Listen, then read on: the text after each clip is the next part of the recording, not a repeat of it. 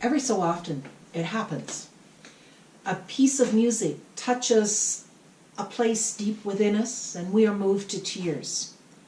The words of a poet evoke such feeling that we know our very selves transformed by what we've read. We behold a sunrise that literally takes our voice away.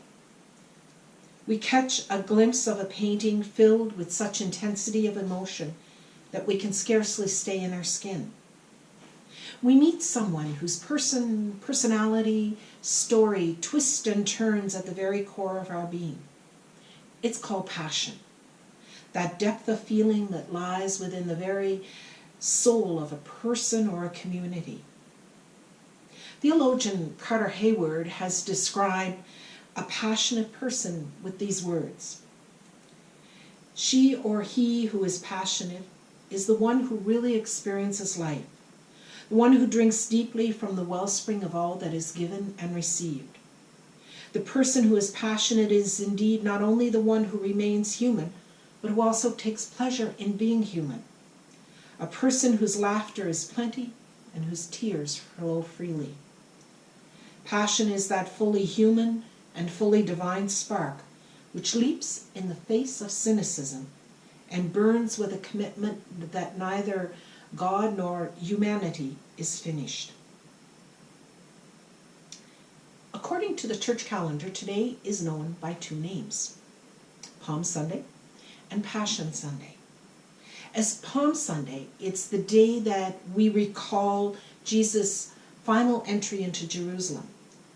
He joined other Jewish pilgrims celebrating the feast of Passover, as together they remembered how God had protected the Hebrew people as Moses led them from slavery in Egypt. Palm branches waving in the air, shouts and songs of Hosanna, people remembered God leading them through the Red Sea to a new day. We hear the Palm Sunday story knowing that the joy that belonged to the laughter and the songs of the Passover celebration was not the only emotion present in Holy Week. This day is also called Passion Sunday, because as great as was the joy, so also was the depth of suffering that accompanied the fear, the betrayal, and the rejection. Biblical scholar John Dominique Crossan reminds us that two processions would have entered Jerusalem that day. The one from the east, largely composed of peasants, of ordinary folk from the countryside around Jerusalem, they would have followed Jesus as he rode a donkey down the Mount of Olives. The second procession, entering Jerusalem from the west, was led by the Roman governor Pontius Pilate. Pilate arrived in the city on a war horse, leading a large military contingent. Pilate had come from Rome to Jerusalem with the express purpose of maintaining law and order during a potentially tumultuous time, as about 200,000 Jewish pilgrims would have arrived in Jerusalem for the Passover celebration. While Jesus' procession proclaimed God's kingdom of compassion, and justice, Pilate's procession proclaimed the power of the Roman Empire. The contrast of those two processions lies alongside the mix of emotion that has existed for the pilgrims. That lies alongside that mix of emotion that exists for the pilgrims who are gathering to worship. We hear their cry, Hosanna, and we are reminded it was both a shout of jubilation, it was also the Hebrew prayer, please help us, save us.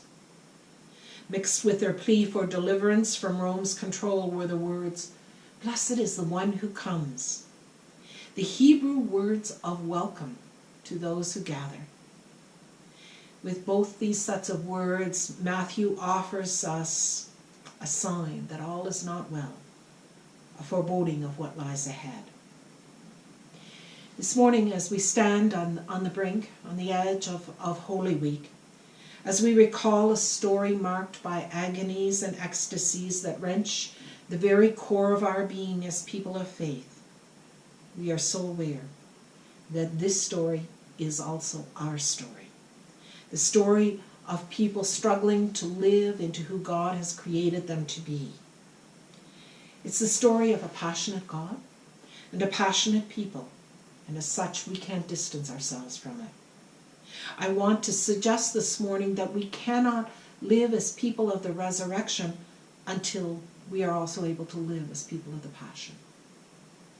So what does it mean? What does it mean to live as people of the passion? Well, passionate people weep. They weep for joy. They weep in sorrow. Theologian Chris Smith writes, often when people weep, they are most in touch with their deepest passions, their strongest yearnings, the greatest desires of their lives. People weep when they are alive to those things they cherish and value the most, and are touched by something they can hardly name or utter. As we gather on this Palm Passion Sunday, tears of sorrow are flowing in our communities, in our country, and around the world. There are families unable to gather at hospital or nursing home bedsides. There are friends and families unable to gather to celebrate and to mourn together the lives of loved ones who have died. There are people anxious and worried even as they honor the physical distances needed to keep people healthy. There are health workers and caregivers wearied and tear-filled as they work valiantly to care for and to save lives. There are parents and children wearied and stressed by changes they cannot control at this time. As followers of Jesus unable to gather together, to wave our palm branches and lift our voices in the songs of Hosanna, we too grieve. Tears of sorrow flow, tears of passionate love and grief. In times like this, the human spirit can be tempted to surrender to cynicism. Sorrow, like a tsunami, can claim our hope and vision if we surrender ourselves to that burden of pain and brokenness. It is in a time such as this that we need to remember that as people of the Passion, we must not surrender our capacity to love, our capacity to know the joy that comes in being loved and in loving. Passionate people choose to let their living be touched by the realities of another's living, both the sorrow and the joy.